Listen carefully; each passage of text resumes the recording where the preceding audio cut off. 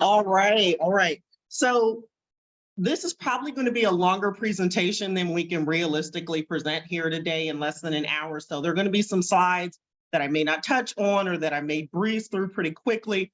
But before we get started, what I would like to do is I think every table has a large Post-it note. Some of y'all got markers. I got to admit, I ran out of markers. I didn't get them on all of the tables. But what I want to invite you to do before we even start our conversation is to come up with either a definition at your table of leadership or to come up with some words that you believe are attributed to leadership or, represent what leadership is to you. So if we could take like a minute or two at our tables to do that, I would really appreciate it. And then I'm going to ask different folks around the rooms at the tables to kind of share what each group came up with.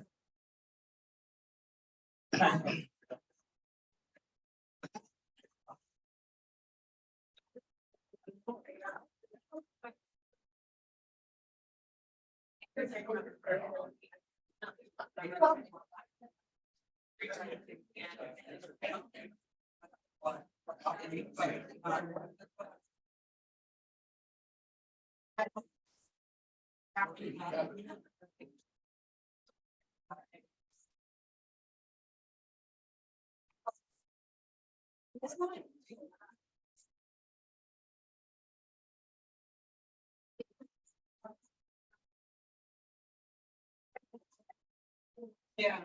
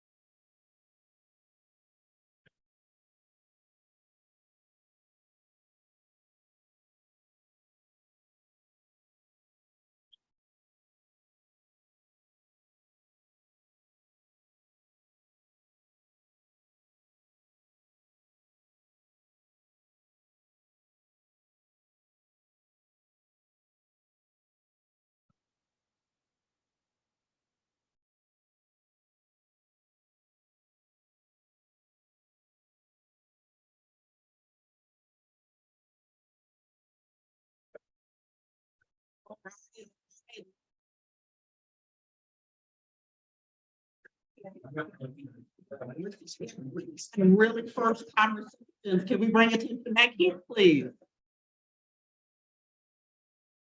Hello, hello. All right, all right. Thank you. It looks like everyone was really engaged in that. It looks like that was hopefully a good kickoff to everyone thinking about leadership. And I saw hands go up very early at the table with Doug Case. They seem to be very excited about hearing their definition of leadership. So I'm going to give them the opportunity to speak first.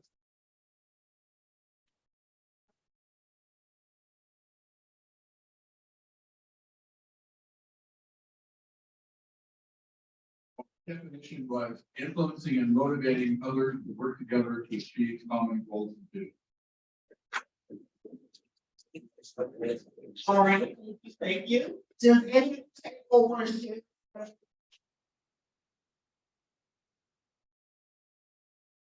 We wrote out like some bullet point. And we put inspirational and encouraging, able to get people to move in the direction they should be moving.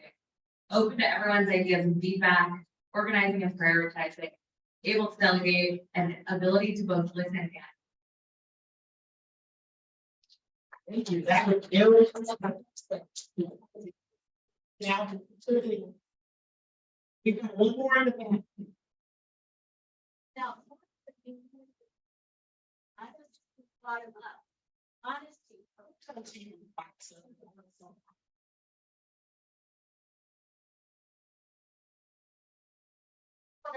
Keywords that we look for in leadership: honesty, integrity, inspirational, transparency, accountability, good listener, expectations, education, and responsibility.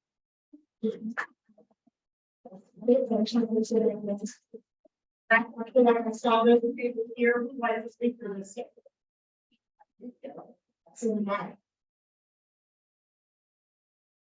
In a bulleted list of all the things that be organized. Given for like repeated all the time. Inspiration, communication, organized, appreciation, assertive, part of it. This.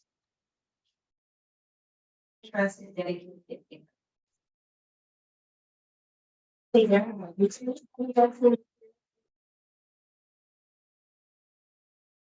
thing I have to say is that.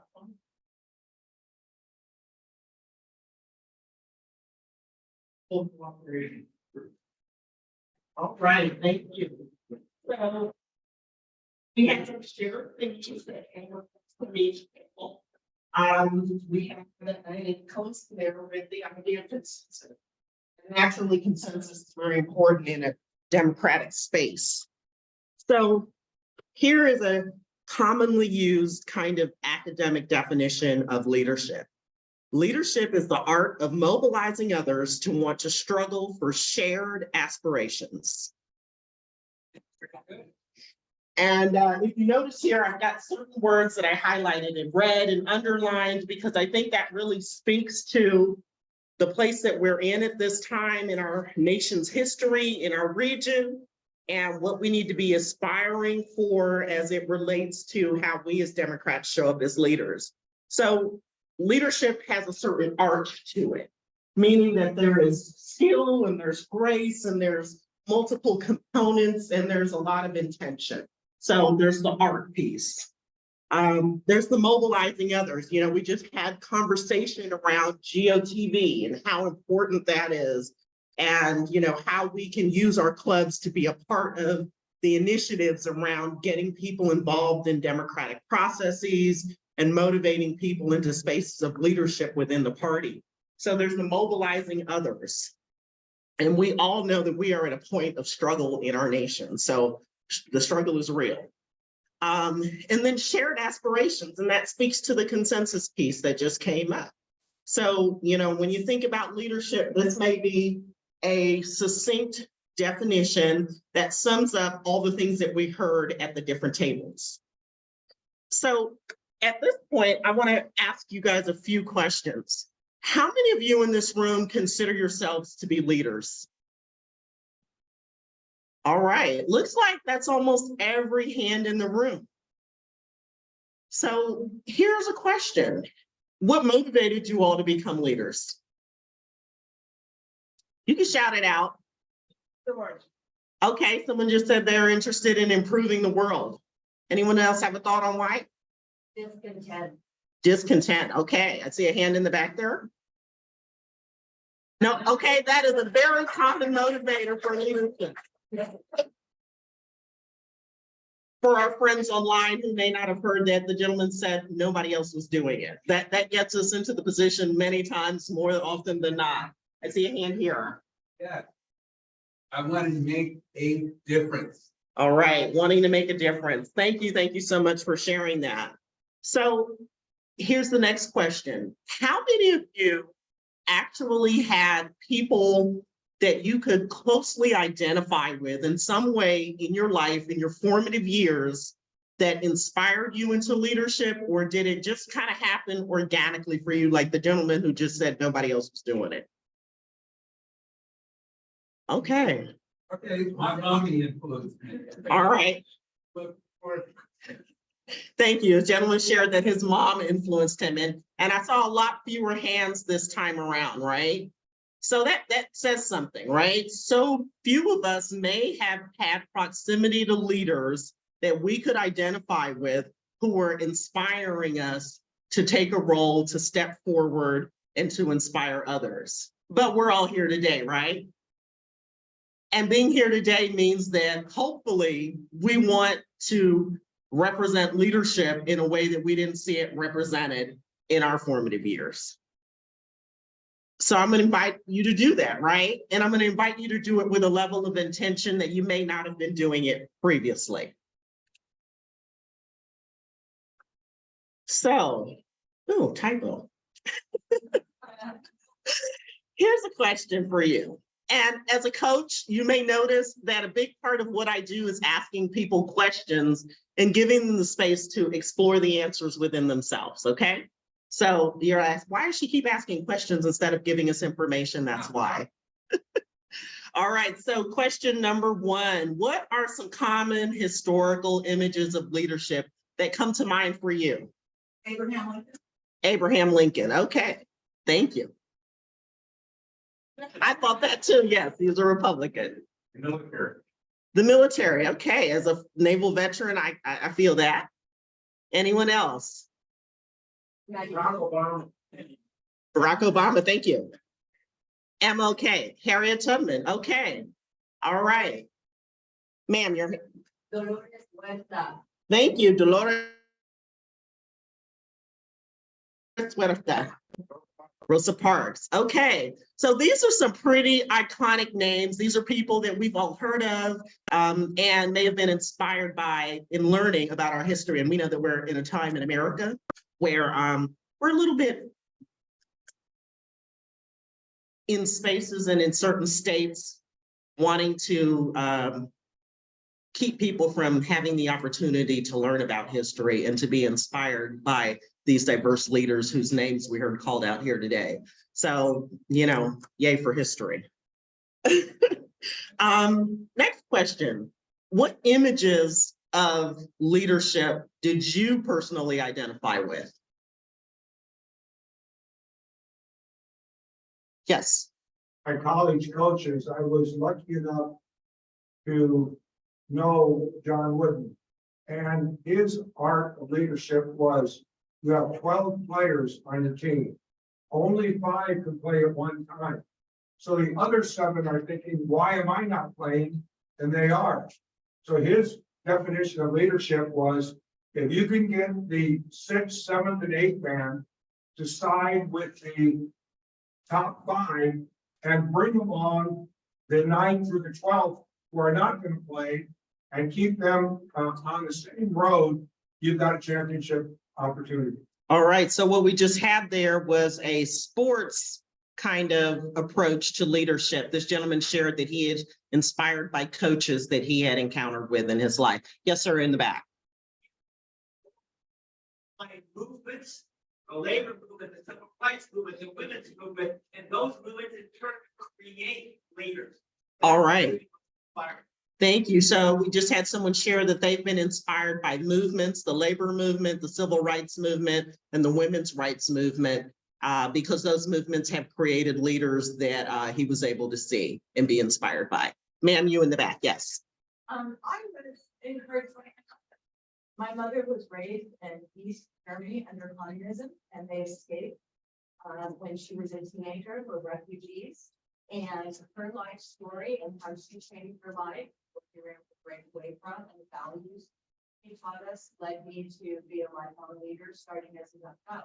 Okay, so we had someone else in the room share that she was inspired by her mom, who was a refugee from a communist nation, and that was really inspiring to her as to what leadership could be. Yes. Yes, inspired by the anti-apartheid movement against South African apartheid. I was in college. The boycott, divestment, sanction movement, which brought that sucker back. That helped among other things. There was Nelson Mandela and some other things, but yeah, those corporations didn't like people not buying this product. Thank you. Thank you for that. So someone just shared that they were inspired by the anti-apartheid movement while they were in college. I saw a hand over here. Yeah, visionaries. Visionaries. They come from the most humble demographics in society, generally speaking, and they rise up in the midst of turmoil. They generally, when everybody else is stepping back, they are the ones who don't step back, they step forward. So those traits of humility, servanthood are all pretty much embedded in these type of leaders who have a vision and are visionaries because they have embedded in them. All right. So sharing that, being inspired by visionaries who have passion and are motivating the folks around them. I'm going to take two more responses. August 28, 1963, Dr. Martin Luther King Davis, great speech. Peaceful resistance, success. Okay, so we just had someone share that they were inspired by the peaceful resistance movements of Mahatma Gandhi and MLK. And I see a hand we haven't seen yet, Rob. To piggyback on his, I think the images that I identify with is a recognition of what you have to work with. Because a lot of the peaceful resistance movement for me was because if you were not peaceful, did you have the necessary support, firepower, to be able to fight back? For me, the identification is recognize what you have to work with. Okay, so Rob shared that he feels that leadership has to recognize the limitations and the parameters of the circumstances in order to be present and move people forward towards a goal. All right, thank you. So those were a lot of images that people want to identify with. As individuals who are present in the community, who are moving around in clubs and in the democratic space, what images of leadership do you want to create? This doubles on being a teacher. People feeling like they make a difference, and just the fact that you're a human in this world here, you bring value. And so bringing that, all those different pieces of value together to make a stronger difference, but basically empowering people that who you are matters and you are welcome in spaces and belong. Okay, so we just had a gentleman who's a teacher share that he feels that it's really important for leaders to allow everyone to feel that their basic humanity has value and allows them to show up in spaces and be leaders as well. Anyone else? Rather than self-indulgence, how about good servant leaders? Okay, all right. So we had someone share that servant leadership is an image of leadership that they want to create and promote. Yes, ma'am. I would like to be a leader who is known as someone who takes action. Okay, so she shared that she wants to be a leader who motivates folks to take action, invites people to action. All right, so what do you think you're responsible for in the spaces that you move in then to create those images of leadership that you just shared you want to put out into the community? Yes, hand in the back. You don't have to be nice, extend voice if necessary, to be inclusive, to be an ally. So sometimes you're not always like what they say. All right. So she shared that, you know, sometimes being a leader is not just about being nice. It's about having the confidence to put forth the dissenting voice for the purpose of creating and demonstrating allyship. That is very important. Yes, in the middle there. Be what you want to see, model. Okay, modeling what you want to see. Thank you. And one more, yes, in the back. I started doing this. I want to be the person that's going to help the next generation and really be what they need to be as a role model for them. That's why I ran for office, and that's why I do all of this, because they're the ones that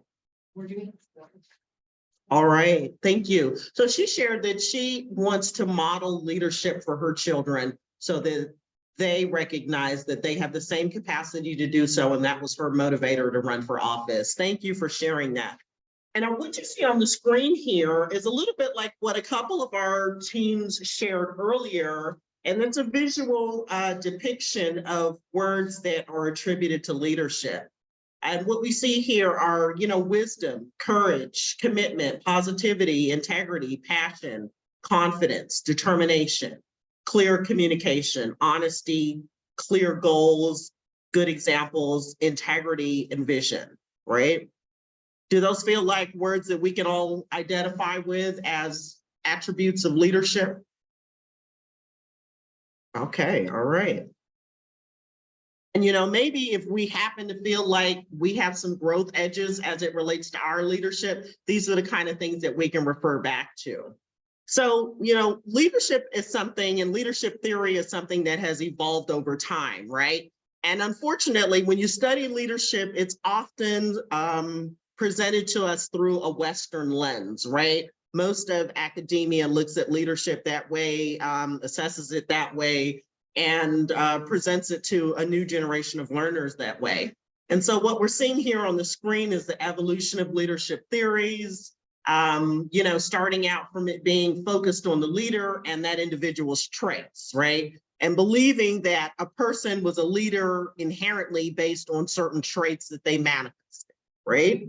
And then we further evolved to focus on, being goal-oriented. And so we started looking at behavioral theories, but believing that people who carried themselves a certain way were inherently leaders.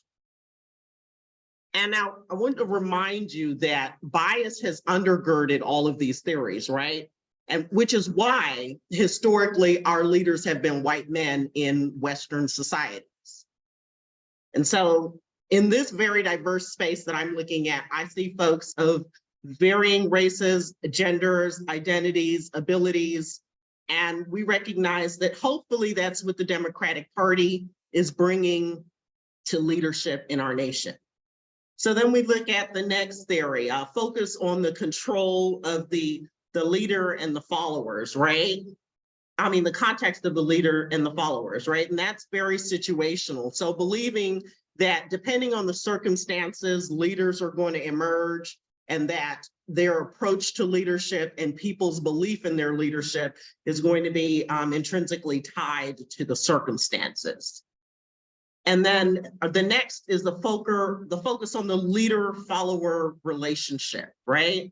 And so that leadership styles are going to be closely related to the nature of the people that are following them. Here in the Democratic Party, it's really important for us to be mindful of who follows us, right? Who's watching us, who's paying attention, and how we bring those people to the table and potentially exchange roles with them so that our followers aren't always followers and that they eventually become leaders. And then our next theory that we're looking at is emphasis on cultural norms and values.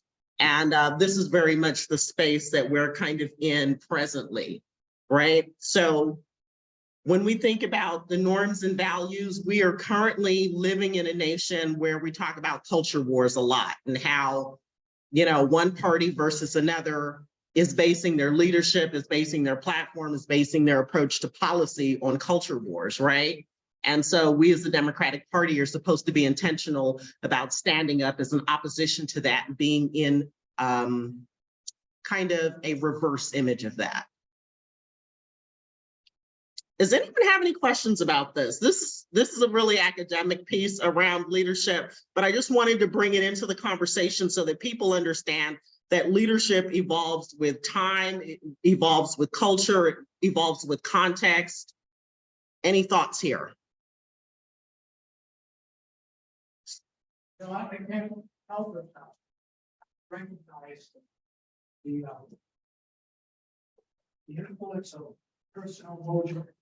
That's the best way I could say it. There's a personal something that puts you in the right place at the right time, and it has to do with virtuous fun. The example. Okay. And so what he just shared was that he believes that a certain amount of leadership is attached to mojo, being the right person at the right time under the right circumstances. And while that may be true, sometimes that can exclude people from leadership, right? Because it doesn't fully recognize that everyone has a capacity for leadership. And we have been kind of conditioned to believe that there has to be something inherently special about an individual that makes them stand apart so much from others that we believe they're a leader. But if we want to be a leader of diverse populations, of people of varying abilities and various identities, then we have to recognize that every individual has something within them that gives them the space and opportunity to be a leader. Yes. In my training, about servant leader, where does that fit on this continuum?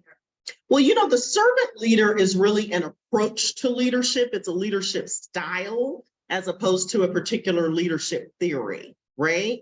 So, but we will talk about styles of leadership. So thank you for bringing that up. Any other questions here? Okay. And here we go. Types and styles of leadership. What you see on the screen are a variety of types and styles of leadership. We've got visionary leadership, which is, you know, the leadership that is built on the premise that we can change the world, right? And we've got the transformational leadership that is supposed to force folks or move folks outside of their comfort zone, move people away from the status quo and the traditional approaches to leadership. Then we've got the transactional leadership, which means that we believe that if people do very specific things, that they can then receive specific things in return. So it's very transactional. Then we have the servant leadership that you were speaking to.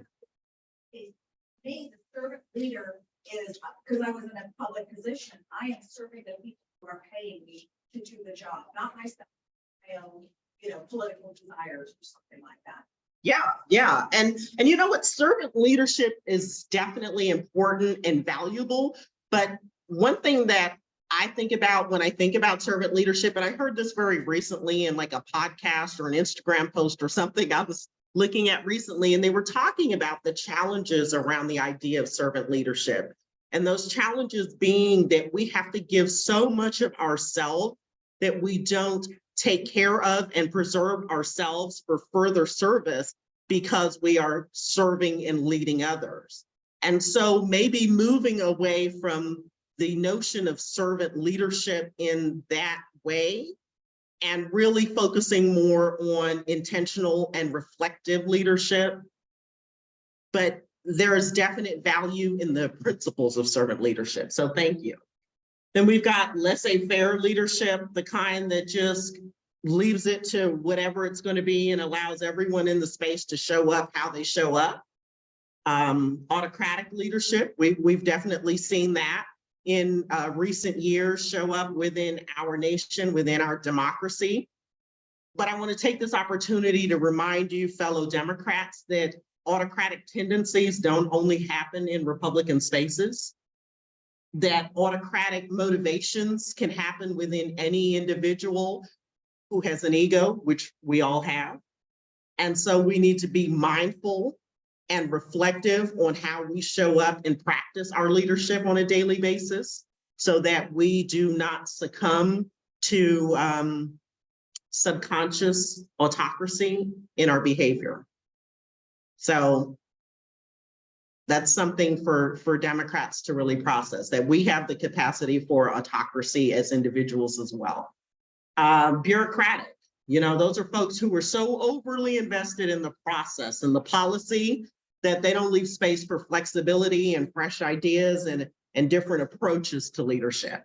And we have charismatic, which I think speaks to what the gentleman towards the middle of the room was talking about when he was talking about mojo, kind of that individual that just really inspires people by their own presence and how they show up to join them in the movement. The coach, which another gentleman in the middle spoke to, and those are the folks who kind of guide people in their journey and their development of their own leadership. And then the democratic leader, who allows every voice in the room to be a part of the decision-making and the movement. So those are some different types and styles of leadership. What I want to invite us all to consider at this point is that we can honestly move through every one of these styles of leadership on a single day and at different points in our lives and based on the circumstances. So understanding that as whole human beings, we have such complex presences in the world that any of these can show up based on a trigger or a circumstance or the people around us. So be mindful of that. And once again, I call on people to be really intentional about being reflective leaders and to see this as a call and an invite to do so. Yes. I was thinking the same thing, what you just said, that all leaders embody degrees of those at different times. But I'm wondering in your expertise and your studies, do you find that in a democratic society, because we know that autocrats can be very effective in their society in getting things done, right? Because they just say do it, it has to be done. But in a democratic society, are there certain of those leadership styles that have shown to be more effective? You know, his question was for those online, in a democratic society, are there certain approaches or styles to leadership that are proven or demonstrated to be more effective? And I think truthfully, it depends on the circumstances. What emerges in the moment within a good leader is often what is needed in that moment. So you can't say that one approach or style overall is better. It depends on what the moment calls for. So sometimes in a democratic space and with a democratic mindset, you may still need to show up with a certain amount of authoritarianism to get things done. And that means that you're still in alignment with the ideology of the group and of the party. But in this moment in time, we need to get it done with a certain level of expediency, with a very particular outcome in mind, and someone has to kind of take control, maybe delegate and hold people accountable for how they deliver and what those, outcomes are expected to be. And so that can be valuable in that moment in time. So I think it all depends on the circumstances and the experiences that people are encountering. Thank you. Any other questions? All right, so as leaders, leading with integrity is so important. I would hope that we all intend to lead with integrity and that we would invite those around us to lead with integrity. And so a way to do that some of us may not do because we're so often just in the trenches trying to get things done within our families, within our communities, within our workspaces, within the party, is to do a values identification process. Sit down in some reflective time, get a notepad and just write down what your values are, right? And really question yourself as to whether or not you're living in alignment with the values that you claim to espouse. When people are on the go, it is very easy for them to lose sight of their values, or when they're focused on trying to achieve a particular goal, it is very easy to lose sight of your values. So I invite you all to, in your moments of reflection, if you have some sort of a meditative process, a journaling practice, something where you're just sitting with yourself, to take the time to do this, real soon, because we know that we're entering a campaign season, right? Where we all may be so busy that we don't have time for reflection in those moments. So now in this little downtime period before we get there is a great time to do this. For those of us who are club leaders, right? This is a great time to do this same activity with your club members, right? Do your values reflection first and then give them the opportunity to do it as individuals within the group, and then have group discussions, right? And figure out if you can create a list of motivating values for your group that you're going to use to move yourselves forward in this next period of activity and challenge, right? So often we don't do that. And then once you've done that, once you've identified your personal values and your group values, this is your opportunity to look at what your practices and policies are and question whether or not they are aligned with what you've identified as your values. Has anyone here ever engaged in an exercise like this, whether in the workplace with a team they Doug, yes? Okay, so Doug has done this with a team that he's affiliated with or a group that he's affiliated with. Anyone else ever? I'm not going to call your name, I promise. I know Doug, that's why I called his name, but anyone else have had an opportunity? Okay, I see a few folks raising hands. Like, this is such a valuable practice for team building and for, looking at how we move forward, because that then can become a foundation of creating team goals. Okay. And so a part of understanding how we lead with integrity is understanding how our identities intersect and how they come together in who we are as a human being, right? So often we don't spend enough time in understanding that we all have intersecting identities that live within us, right? We may just go with one identity and use that as the guiding star for how we show up in the world in every space. Now, if you're doing that, what you're potentially doing is creating less opportunity for connection with diverse groups of people.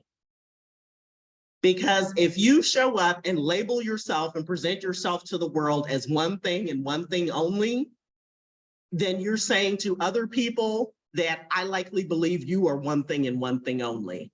And I don't see where we intersect because this is all I am and this is all you are. And that may be a really heavy thought, right? Like do you show up just as a white male? Do you show up as an AAPI woman? Do you show up as a Muslim? Do you show up as a Christian? Do you show up as a person with some sort of differing ability? What are those things, right? But you don't ever exist in the world as one thing. So understanding the intersection of your identities and allowing other people to do the same and to meet them in a space where you see them in their fullness and allow them to do the same for you creates greater cohesion in teams and stronger relationships and greater opportunities to be better leaders and invite others to do the same. Any questions here? Yes. No, but I like it. Thank you. He just shared that he liked that.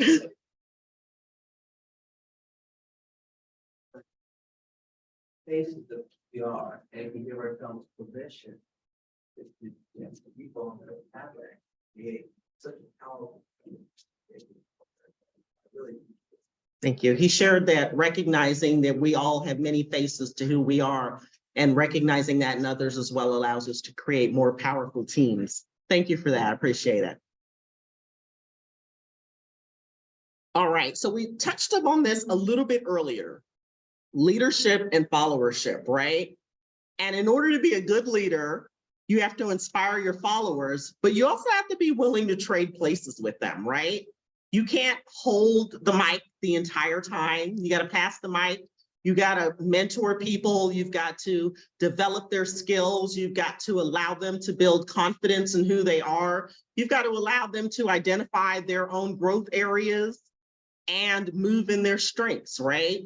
And when you are willing to trade places with them, that's what you're demonstrating, that you see the value in their followership, but that you also see the potential in their leadership, right?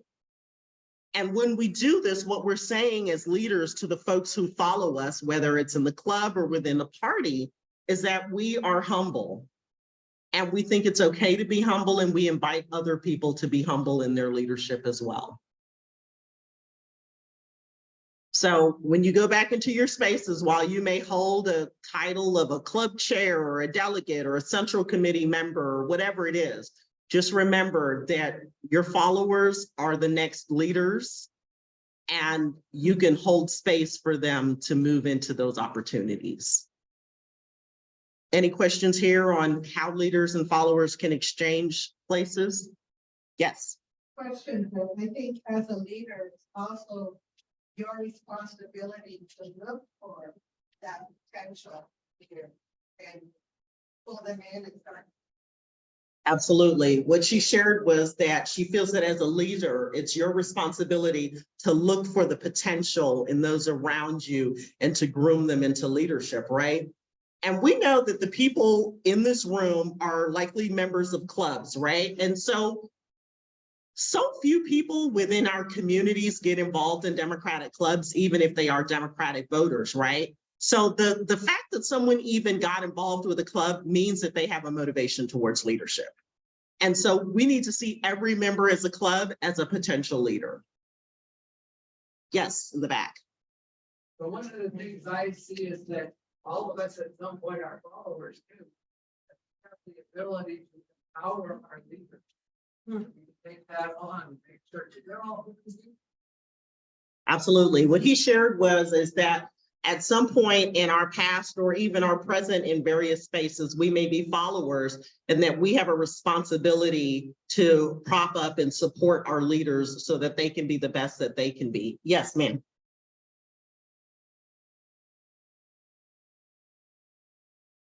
Until I was running for candidate last year, I didn't know there were clubs to belong to. And so someone said, oh, you have to go from the club. I mean, what are you talking about? I have no idea that that's the thing. Okay. Not, but that's something that. Yeah, thank you. Yeah, so what she just shared was that until she ran for office, she didn't even know that clubs existed as a place of gathering for Democrats, right? And so knowing that, as many of us do, right, that says to us that as leaders within the party and in our community, that there is work to be done in building bridges and in making connection. Are we at time? Okay. So let's move forward because we are running out of time. Oh, questions and answers. This is how you can reach me if you're interested in hearing or seeing me in another space, or if you just have questions or want to connect. But I want to open the floor to anyone who has a question or a remark that they want to make. Anyone? Yes, in the back. Our club reason is the same kind of comment that people don't know that these clubs exist. And we were thinking of it, I want to know if anybody tried it.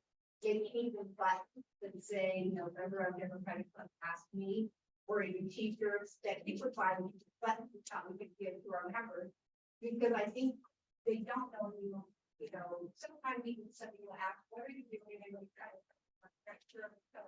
Republican or Democratic step down, and they're like, oh, right here, I think you join the club, you know. So I think if it was out there, we might have more people join it. I wonder if anybody's ever tried that. Okay, well, what she just shared was that an approach for greater outreach to the community might be having marketing materials such as buttons or shirts or whatever that represent the club. And I think those are valuable strategies. I think a number of clubs actually do that. But I'm sure there's going to be a workshop today around marketing and outreach where you'll probably have an opportunity to talk with other clubs that are doing that and hear from people who are spearheading that kind of work in the Democratic space. So thank you for that. Yes. You don't need the shirts, but strategically what we've done is put friendly yard signs in our front yard. And people start to understand, okay, that's a friendly. You know, it's important. You'll be keeping people in. And so those are like the bigger marketing signs. I mean, I don't want to say marketing, but identifiers that you're not alone. Thank you. So she just shared that in her community in Coronado, they have allyship yard signs that they use to communicate that these are friendly and safe spaces. Yes, ma'am. Our club has gone from the e-board, the leadership has gone through a lot of changes and generational and we're like kind of like rebuilding, and we're not always promised that our leader will stay in that role because you have family and kids and all these things. And so this was really helpful to find out like what things are we missing on our e-board that would help us like build and grow it, and what to really look for in some of our club members that could step up or join in on the leadership. So this is like Yeah. very good for us. Thank you. So what she shared was that her club has gone through some organizational change challenges and some shifts in leadership and some conversations around generational change in leadership. And that what they're finding is that they need to look at that, and that this presentation has been helpful for her in considering factors that they need to integrate into their decision-making and approaches to leadership. I'm getting the cue from Sayonara that we're at a wrap. I've really enjoyed talking with you all today. Thank you so much for the opportunity